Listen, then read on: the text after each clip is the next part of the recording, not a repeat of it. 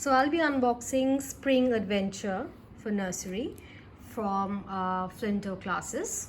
So here, this basically is the skills they are going to be working on for this month. And this is basically the material sheet. This is the common material that will be used for this month. And this is a bonus bag. And of course this is their common material again, which is their apron, their messy mat, and sticker book and journal. So let's see. Here we have day one.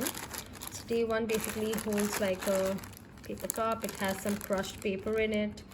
It has some flower cutouts.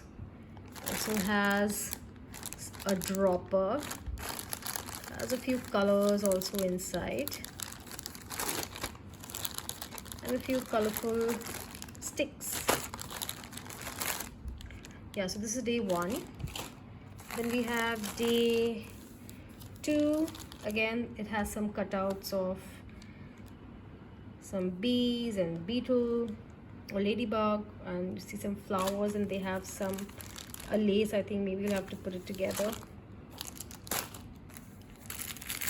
Then we have day three. We have some sand, colorful sand in here, and they also have clay. Then let's see day four. Again, there's some clay inside. They have some kind of, I think, shapes cut out inside.